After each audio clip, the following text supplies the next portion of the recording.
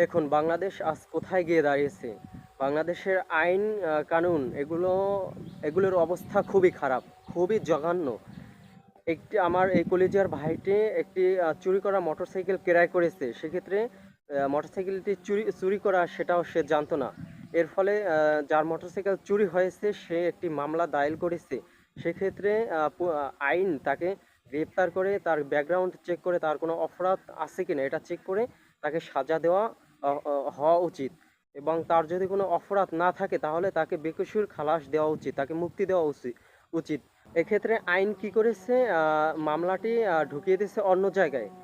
মামলাটি কিরকম ঢুকিয়ে দিয়েছে, ব্যবসায়ীদের কাছে চাঁদা চাঁদা চাওয়ার অপরাধীতে তাকে গ্রেপ্তার করা হয়েছে। যৌথ বাহিনী তাকে গ্রেপ্তার করেছে, মানে চাঁদা চাওয়ার অপরাধীতে তাকে গ্রেপ্তার করেছে, এই মামলায় ঢুকিয়ে দেওয়া হয়েছে। যার মোটরসাইকেল চুরি হয়েছে সে তার নামে মামলা করেছে, এখন তাকে ব্যবসায়ীদের কাছে চাঁদা চাওয়ার অপরাধে মানে তাকে গ্রেপ্তার করা হয়েছে। এরকম এরকম একটা অভিযোগ তার নামে উঠিয়ে দেওয়া হয়েছে।